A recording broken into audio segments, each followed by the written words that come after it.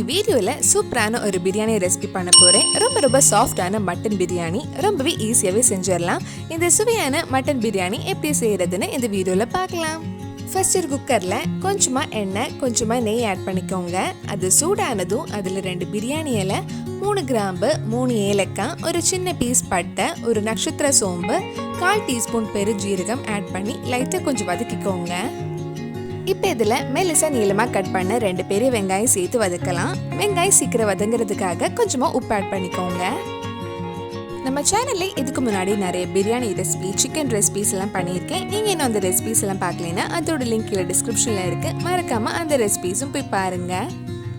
வெங்காயம் வதங்கி சாஃப்ட் ஆனதும் இதில் 4 பச்சை மிளகாய், 1 டீஸ்பூன் இஞ்சி பூண்டு பேஸ்ட் சேர்த்து வதக்கலாம். பச்சை மிளகாய் உங்கள் காரத்துக்கு ஏற்ற மாதிரி நீங்கள் ஆட் பண்ணிக்கோங்க. வெங்காயம் நல்லா வதங்கினதும் நம்ம மற்ற மசாலா ஆட் பண்ணலாம். 1/4 டீஸ்பூன் மஞ்சள் பொடி, 1 டீஸ்பூன் மிளகாய் பொடி, நல்ல கலர் கிடைக்கிறதுக்காக 1 டீஸ்பூன் காஷ்மீரி மிளகாய் பொடி, 3 டீஸ்பூன் பிரியாணி மசாலா ஆட் பண்ணியிருக்கேன். நீங்கள் கடையில் வாங்கின சிக்கன் மசாலா ஆட் பண்ணலாம். ஆனால் நீங்கள் வீட்டிலே ஃப்ரெஷ்ஷாக ப்ரிப்பேர் பண்ணி போட்டால் வாசனையும் நல்லாயிருக்கும், டேஸ்ட்டும் சூப்பராக இருக்கும். அதோட லிங்கும் கீழே டிஸ்கிரிப்ஷனில் கொடுத்துருக்கேன். மிளகாய் பொடியோட பச்சை வாசனையெல்லாம் போனதுக்கப்புறம் இதில் ஒரு கைப்பிடி அளவு மல்லி இலை, ஒரு கைப்பிடி அளவு புதினா எல்லாம் சேர்த்து மிக்ஸ் பண்ணலாம். மிக்ஸ் பண்ணதுக்கப்புறம் இதில் மெல்லிசா நீளமாக கட் பண்ண ஒரு தக்காளியும் சேர்த்து வதக்கிக்கோங்க. இந்த மாதிரி மெல்லிசா கட் பண்ணால் தக்காளி சீக்கிரமே வதங்கிடும். இந்த மசாலா எல்லாம் ரெடி பண்ணுறதுக்குள்ளே நீங்கள் பிரியாணி அரிசி முன்னாடியே 1/2 மணி நேரம் தண்ணியில் ஊற வச்சுருங்க. நான் இன்றைக்கி 400 கிராம் ஜீரகா சம்பா அரிசி எடுத்திருக்கேன். தக்காளி எல்லாம் நல்லா வதங்கி பேஸ்ட் மாதிரி ஆனதும் இதில் 1/2 கப் தயிர் ஆட் பண்ணி மிக்ஸ் பண்ணலாம். மட்டன் பிரியாணி பண்ணும்போது நம்ம எவ்வளோ அரிசி எடுத்துருக்கோமோ அதே அளவு மட்டன் போட்டால் தான் டேஸ்ட் நல்லாயிருக்கும். நான் இன்றைக்கி 400 கிராம் அரிசி எடுத்துருக்கனால 400 கிராம் மட்டன் ஆட் பண்ணுறேன். அதை விட கொஞ்சம் அதிகமாக போட்டாலும் டேஸ்ட் நல்லா தான் இருக்கும். ஒரு 1/2 கிலோ மட்டன் போட்டாலும் நல்லா இருக்கும். இப்போ மட்டன் குக்கரில் போட்டு வேக வச்சிடலாம். மட்டன் இந்த மசாலா கூட சேர்த்து நல்லா மிக்ஸ் பண்ணிக்கோங்க. மட்டன் வேக வைக்கிறதுக்காக 1 கப் தண்ணி ஆட் பண்ணுறேன். மட்டனுக்கு தேவையான உப்பு ஆட் பண்ணிக்கோங்க. இப்போ குக்கர் க்ளோஸ் பண்ணி மீடியம் ஃப்ளேமில் ஒரு 4 விசில் வச்சா மட்டன் நல்லா வெந்துடும். குக்கர் விசில்லாம் போனதுக்கப்புறம் ஓப்பன் பண்ணி பார்க்கலாம்.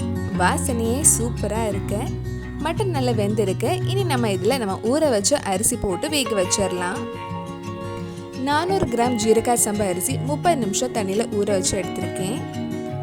இது ஒரு 2 கப் அரிசி இருக்கும். இது நல்லா சேர்த்து மிக்ஸ் பண்ணலாம். நம்ம மட்டன் வேக வைக்கிறதுக்காக ஏற்கனவே 1 கப் தண்ணி ஆட் பண்ணனால இப்போ அரிசி வேக வைக்கிறதுக்காக இன்னொரு கப் தண்ணி ஆட் பண்ணுறேன்.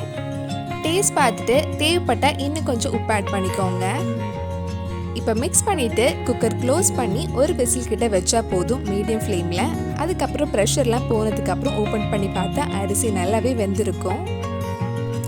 இப்போ குக்கர் ப்ரெஷர்லாம் போயிடுச்சு. ஓப்பன் பண்ணி பார்க்குறேன். மட்டன் பிரியாணியோட வாசனை தூக்கலாக இருக்குது.